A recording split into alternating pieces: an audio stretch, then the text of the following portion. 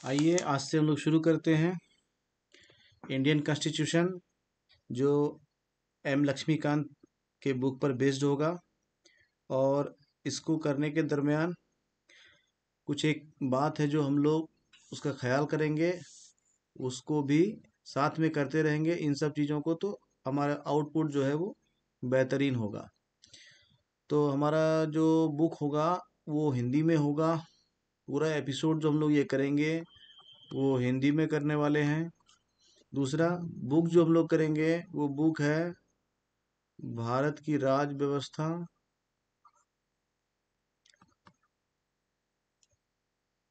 भारत की राज व्यवस्था ये बुक होगा, हम लोग जो करेंगे इसको लगातार। और ये पूरा सीरीज हम लोग करेंगे और इसको कोशिश करेंगे डे 1, डे 2, डे 3 ऐसे डे बाय डे करके इसको खत्म कर दें। तो इसको जो लोग भी करना चाहते हैं उनसे मेरा रिक्वेस्ट रहेगा कि आप इसके साथ ही साथ एक नोटबुक बना लें। नोटबुक बनाने का तरीका क्या होगा वो भी आपसे डिस्कस करता हूँ। अगर आपको इससे कोई बेटर तरीका समझ में आएगा तो आप उसको भी इम्प्लीमेंट कर सकते हैं। नोटबुक इस वीडियो के साथ काम करने का तरीका क्या होगा उसको हम लोग पहले समझते हैं। पहला होगा कि इसमें ज़्यादातर आपको कंटेंट मिलने कंटेंट देने की कोशिश की जाएगी। तो कंटेंट में आपको क्या करना है, साथ में साथ आपका जो नोटबुक रहेगा उसमें आप वीडियो को पॉज करके आप उसको खुद से नोट बाय नोट राइट कर सकते हैं। अगर कोई आपको इसमें इम्पोर्टेंट वर्ड, इम्पोर्टेंट लाइन अगर ऐसा कुछ भी मिले तो उसको भी आप लिखते जा सकते हैं। और इसको करने के लिए क्या करना है, आपको बस वीडियो को वहीं पे रोक देना है और अपना राइटिंग का काम कर लेना है, फिर वीडियो को प्ले करना है, फिर आगे बढ़ जाना है। ऐसा करते जाएंगे तो आपके पास क्या है, हर दिन का एक ब्रीफ तैयार हो जाएगा। तो इस वीडियो को पूरे एपिसोड्स को देखने का तरीका ये होगा कि आप एक नोटबुक ले लीजिए, उसमें डे 1 या डे 2 ऐसा करके, या डेट वाइज भी डे 1 का जो डेट है वो भी मेंशन कर सकते हैं, डे 2 का जो डेट है वो मेंशन कर सकते हैं। ऐसा डेट करके आप उसके नीचे में पूरे डे का जो भी कंटेंट आपको मिला उसका एक ब्रीफ आप लिख सकते हैं पॉइंट वाइज।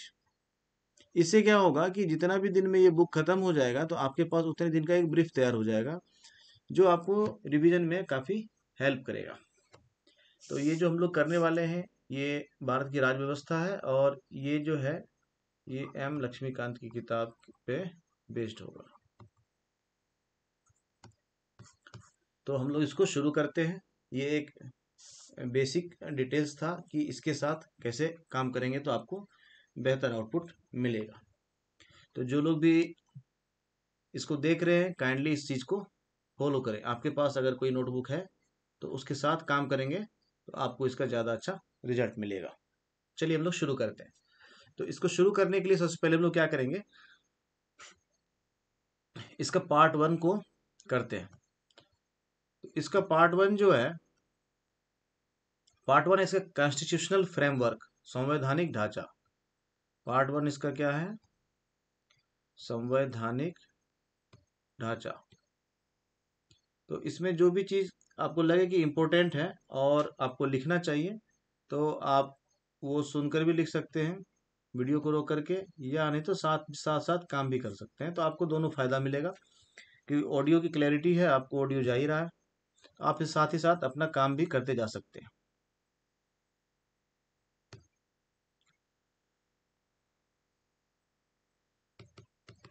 Constitutional framework. तो पार्ट 1 में हम लोग देखेंगे कॉन्स्टिट्यूशनल फ्रेमवर्क।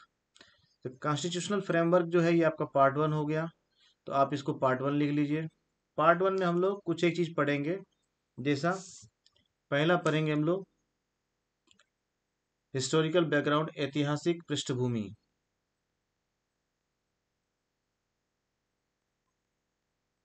ऐतिहासिक पृष्ठभूमि पहला हमारा हो जाएगा क्या, ऐतिहासिक पृष्ठभूमि, हिस्टोरिकल बैकग्राउंड।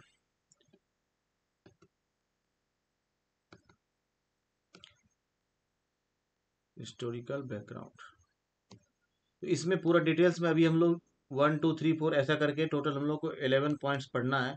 तो पूरा को नहीं लिख करके अभी हम लोग क्या करते हैं, हम लोग हिस्टोरिकल बैकग्राउंड्स को पहले देखते हैं कि इसमें क्या है, उसके बाद हम लोग रेस्ट पॉइंट्स को धीरे धीरे लिखते भी जाएंगे और उसको डिटेल भी करते जाएंगे।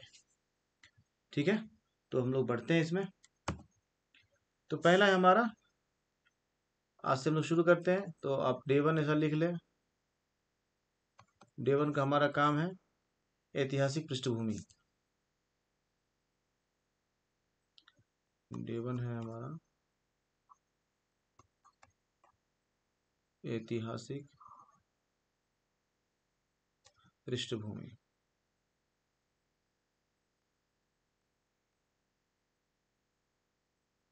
ठीक है भाई, हिस्टोरिकल बैकग्राउंड।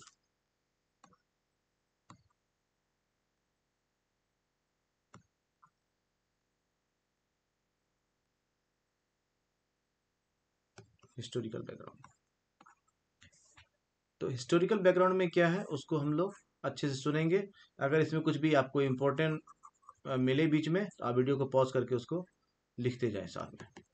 ठीक है, तो शुरू करते हैं हम लोग। भारत में ब्रिटिश 1600 ईस्वी में ईस्ट इंडिया कंपनी के रूप में आए और उनके यहाँ आने का उद्देश्य था व्यापार करना। उस समय की जो महारानी थी, महारानी एलिजाबेथ, एलिजाबेथ प्रथम नाम था उनका। तो एक क्वेश्चन यहाँ आ गया, एलिजाबेथ प्रथम थी उस समय में, कौन सा ईयर था? 1600 था। प्रथम के चार्टर द्वारा उन्हें भारत में व्यापार करने, एक वर्ड आया यहाँ पे चार्टर। ठीक है, चार्टर मतलब एक सेट ऑफ इंस्ट्रक्शंस था, सेट ऑफ रूल्स था, और जिसके बेसिस पर इन लोगों को यहाँ पे व्यापार करने की अनुमति मिली थी। तो महारानी एलिजाबेथ प्रथम के चार्टर द्वारा उन्हें भारत में व्यापार करने के विस्तृत अधिकार प्राप्त थे। कंपनी को, ईस्ट इंडिया कंपनी को, कंपनी हो गई ईस्ट इंडिया कंपनी।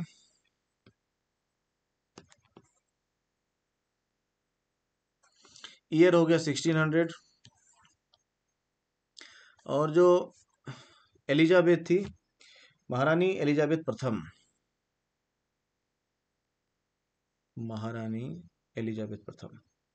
तो ये आप भी खुद से भी वीडियो पॉज करके लिख सकते हैं। तो इसको शुरू में थोड़ा हम लोग लिखते जाते हैं ताकि आपका इंटरेस्ट मेंटेन हो। बाद में धीरे धीरे हम लोग ज़्यादातर कंटेंट पे फोकस करेंगे, और आपको अगर उसमें कुछ लिखने लायक इंपॉर्टेंट चीज़ नज़र आएगा, समझ में आएगा, तो आप वीडियो को पॉज करके लिख लेंगे। तो इससे आपका कम समय में ज़्यादा काम होगा। तो हम लोग धीरे धीरे स्पीड अप करेंगे और आपका समय बचाने की कोशिश करेंगे। तो महारानी एलिजाबेथ प्रथम के चार्टर द्वारा उन्हें भारत में व्यापार करने के विस्तृत अधिकार प्राप्त थे। ईस्ट इंडिया कंपनी अभी तक सिर्फ व्यापारिक कार्यों तक ही सीमित थी। उसने 1765 में 1765 ईस्वी में 1765 ईस्वी में क्या किया? 1765 ईस्वी में 3 स्टेट, बिहार, बंगाल और उड़ीसा। कौन कौन सा स्टेट था? बिहार, बंगाल और उड़ीसा, तीन स्टेट।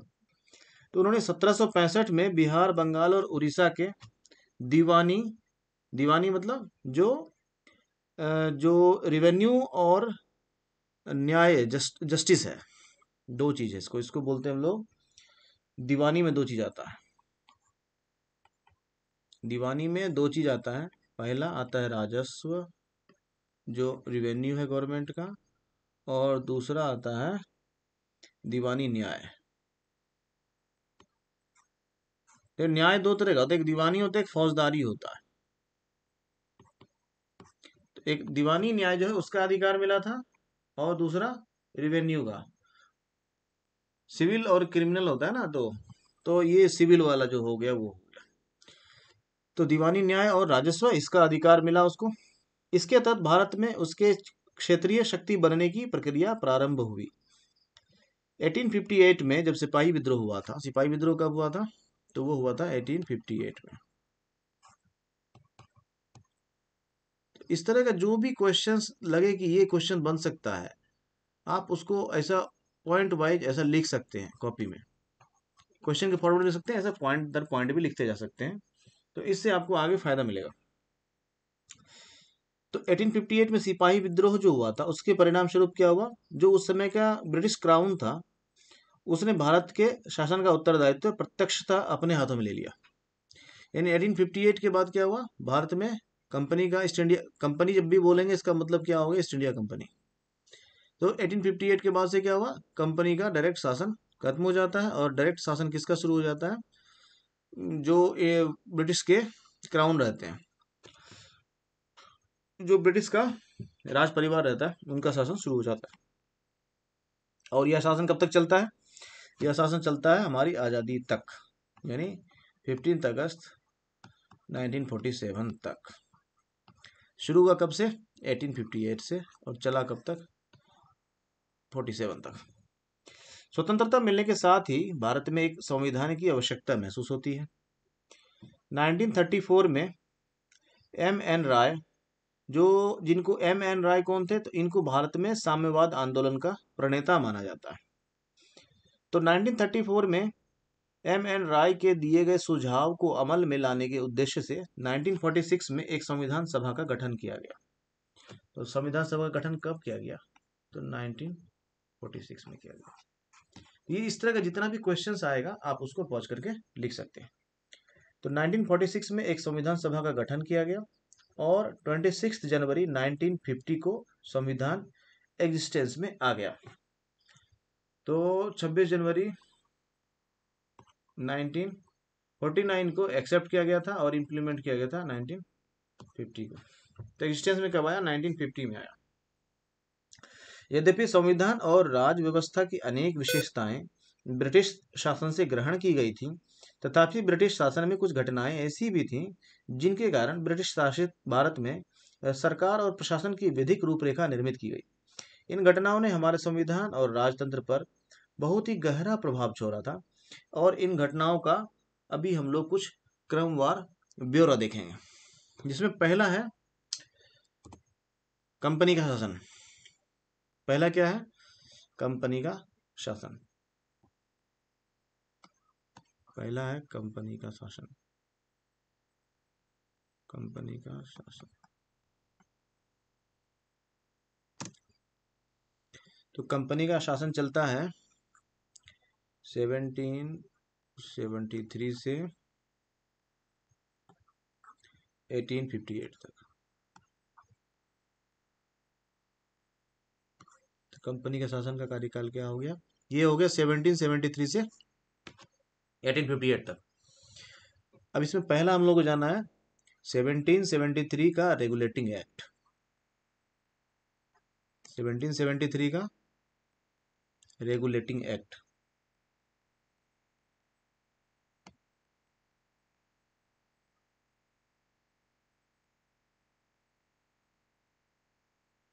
सेवनटीन सेवेंटी थ्री का रेगुलेटिंग एक्ट, ये क्या था, इस अधिनियम का अत्यधिक संवैधानिक महत्व है, तो इसको ध्यान से देना है। जैसे पहला, भारत में ईस्ट इंडिया कंपनी के कार्यों को नियमित और नियंत्रित करने की दिशा में ब्रिटिश सरकार द्वारा उठाया गया यह पहला कदम था। रेगुलेटिंग एक्ट किसको रेगुलेट कर रहा था, ईस्ट इंडिया कंपनी के एक्शंस को कौन कर रही थी, ब्रिटिश पार्लियामेंट कर रही थी, ब्रिटिश सरकार कर रही थी। तो भारत में ईस्ट इंडिया कंपनी के कार्यों को नियमित और नियंत्रित करने की दिशा में ब्रिटिश सरकार द्वारा उठाया गया पहला कदम था। दूसरा, इसके द्वारा पहली बार कंपनी के प्रशासनिक और राजनीतिक कार्यों को मान्यता मिली थी और इसके द्वारा भारत में केंद्रीय प्रशासन की नींव रखी गई थी, इसलिए बहुत ही इम्पोर्टेंट है। और इस रेगुलेटिंग एक्ट में क्या क्या था इसको हम लोग पॉइंट बाय पॉइंट देखें। अगर आप लिखना चाहते हैं तो वीडियो को पॉज करके लिख लेना है।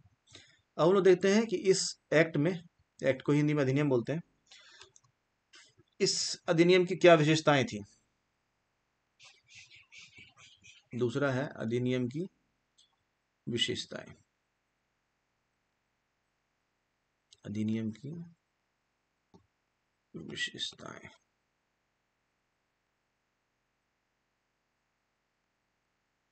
हम लोग देखेंगे अधिनियम की क्या विशेषता थी।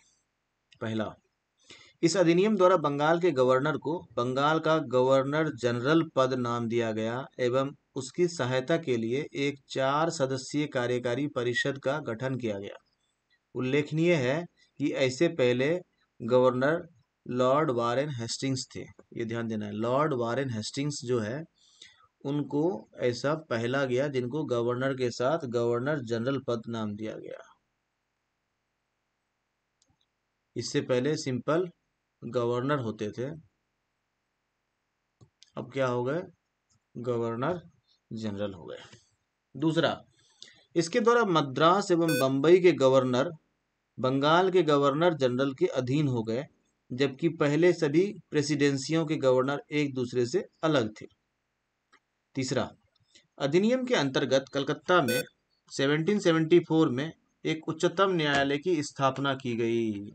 ये ध्यान देने वाला चीज, इंपॉर्टेंट चीज भाई, जिसमें मुख्य न्यायाधीश और 3 अन्य न्यायाधीश थे।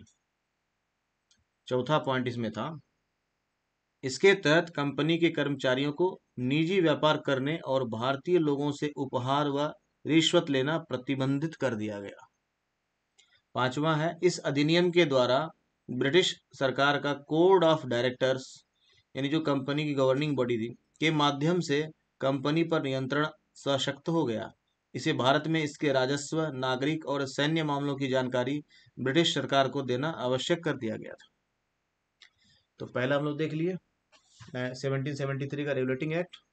दूसरा है 1784 का पिट्स इंडिया एक्ट। 1784 का Pitt's India act.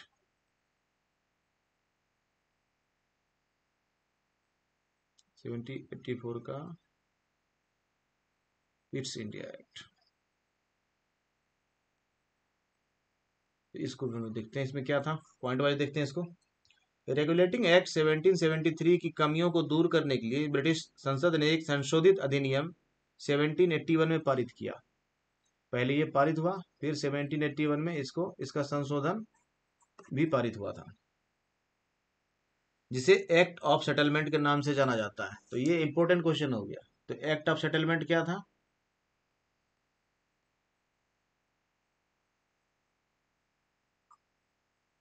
Act of settlement क्या हो गया?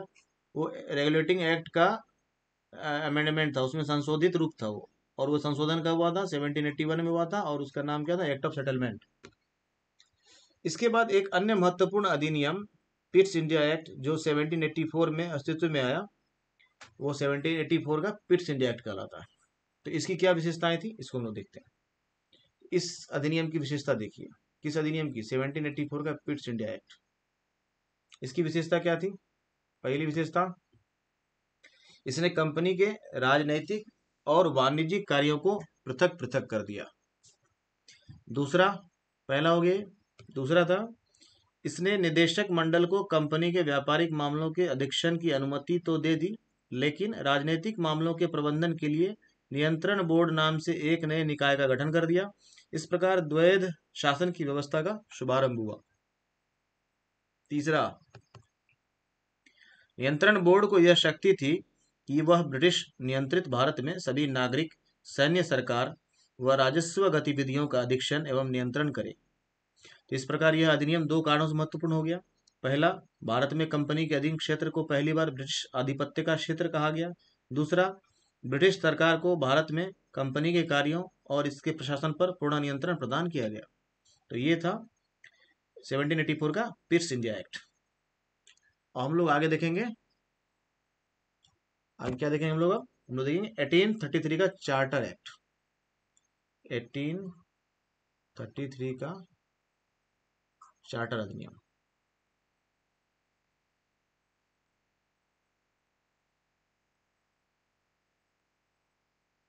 हम लोग देखेंगे 1833 का चार्टर अधिनियम। ब्रिटिश भारत के केंद्रीयकरण की दिशा में यह अधिनियम निर्णायक कदम था। इस अधिनियम की विशेषता क्या थी, इसको हम लोग बारी बारी से देखते हैं। इसकी पहली विशेषता क्या थी? पॉइंट वाइज इसको देखते हैं हम लोग, और इसमें जो भी इंपॉर्टेंट लगेगा उसको आप पॉइंट वाइज लिखते भी जाएं।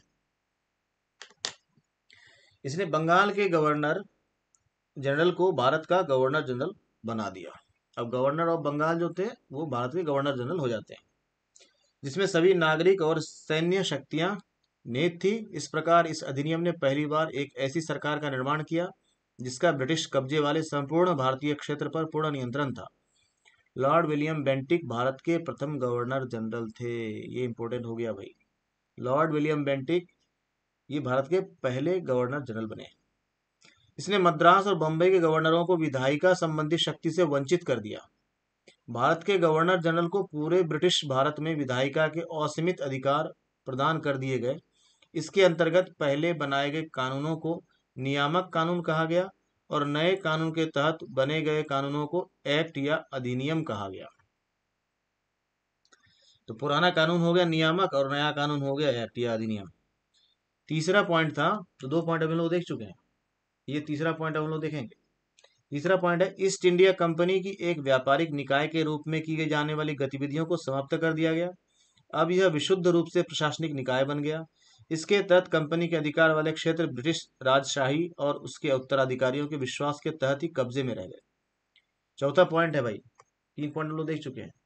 चौथा पॉइंट है चार्टर एक्ट 1833 ने सिविल सेवकों के चयन के लिए खुली प्रतियोगिता का आयोजन शुरू करने का प्रयास किया। इसमें कहा गया कि कंपनी में भारतीयों को किसी पद, कार्यालय और रोजगार को हासिल करने से वंचित नहीं किया जाएगा। हालांकि कोर्ट ऑफ डायरेक्टर्स के विरोध के कारण इस प्रावधान को समाप्त कर दिया गया। तो अब ध्यान देना है, इसको समाप्त कौन किया था? कोर्ट ऑफ डायरेक्टर्स के विरोध के कारण इसको समाप्त किया गया था। अब हम लोग देखते हैं 1853, अभी था 1833, अब है 1853 का चार्टर अधिनियम। 1853 का चार्टर अधिनियम।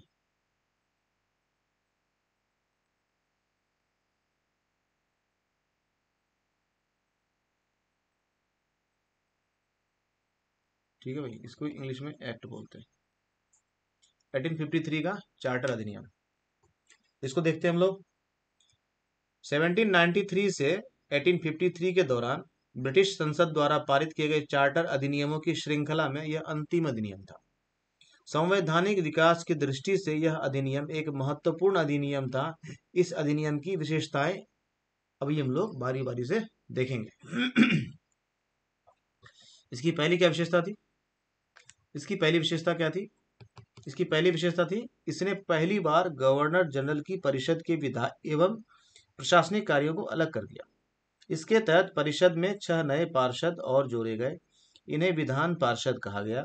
दूसरे शब्दों में इसने गवर्नर जनरल के लिए नई विधान परिषद का गठन किया, जिसे भारतीय विधान परिषद कहा गया, या इसको कई जगह पर केंद्रीय विधान परिषद भी कहते हैं। परिषद की इस शाखा ने छोटी संसद की तरह कार्य किया। इसमें वही प्रक्रियाएं अपनाई गईं जो ब्रिटिश संसद में अपनाई जाती थीं। इस प्रकार विधायिका को पहली बार सरकार के विशेष कार्य के रूप में जाना गया, जिसके लिए विशेष मशीनरी और प्रक्रिया की जरूरत थी। तो पहला पॉइंट हो गया। दूसरा हम लोग देखते हैं, दूसरी क्या विशेषता थी? इसने सिविल सेवकों की भर्ती एवं चयन हेतु खुली प्रतियोगिता व्यवस्था का शुभारंभ किया। इस प्रकार विशिष्ट सिविल सेवा भारतीय नागरिकों के लिए भी खोल दी गई और इसके लिए 1854 में जो भारतीय सिविल सेवा के संबंध में था, मैकाले समिति की नियुक्ति की गई। तो ये दूसरा पॉइंट हो गया। तीसरा पॉइंट देखते हैं हम लोग। इसने कंपनी के शासन को विस्तारित कर दिया और भारतीय क्षेत्र को इंग्लैंड राजशाही के विश्वास के तहत कब्जे में रखने का अधिकार दिया। लेकिन पूर्व अधिनियमों के विपरीत इसमें किसी निश्चित समय का निर्धारण नहीं किया गया था। इससे स्पष्ट था कि संसद द्वारा कंपनी का शासन किसी भी समय समाप्त किया जा सकता था। तीसरा पॉइंट हो गया। चौथा पॉइंट है इसमें, इसने प्रथम बार भारतीय केंद्रीय विधान परिषद में स्थानीय प्रतिनिधित्व प्रारंभ किया। गवर्नर जनरल की परिषद में 6 नए सदस्यों में से 4 का चुनाव बंगाल, मद्रास, बंबई और आगरा की स्थानीय प्रांतीय सरकारों द्वारा किया जाना था। तो ये हो गया। और हम लोग नेक्स्ट पार्ट में देखेंगे क्या, जो ताज का शासन था। ताज का शासन, ताज का शासन मतलब जो ब्रिटिश क्राउन का शासन था। ठीक है, और ये कब से कब तक हुआ? ये था, इसका काल क्या था? 1858 से, पिछले वाले स्लाइड में भी लोग देखे थे, 1858 से हमारी आज़ादी तक, 1947 तक। तो इस समय तक डायरेक्ट जो है किसका शासन रहा? ब्रिटिश क्राउन का। तो इसको हम लोग देखेंगे अगले वीडियो में। तो इस वीडियो में इतना ही। अगर आपको ये चैनल अच्छा लग रहा है तो आप चैनल को सब्सक्राइब कर सकते हैं, ताकि इस पूरे सीरीज का सारा वीडियो आपको मिले। इसके लिए आप नोटिफिकेशन का बेल दबा लीजिए ताकि आपको जो है अपडेट मिलता रहे। हालांकि हम लोग ये डेली बेसिस पर वीडियो अपलोड किया जाएगा और पूरा लक्ष्मीकांत का ये सीरीज चलेगा। ठीक है, तो जो भी लोग हैं उनसे आप शेयर कीजिए, सब्सक्राइब कर लीजिए और नोटिफिकेशन का बेल आइकन दबा लीजिए। अगर अच्छा लग रहा हो तो आप वीडियो को लाइक भी कर सकते हैं। तो इस वीडियो में इतना ही। वीडियो देखने के लिए बहुत बहुत आभार।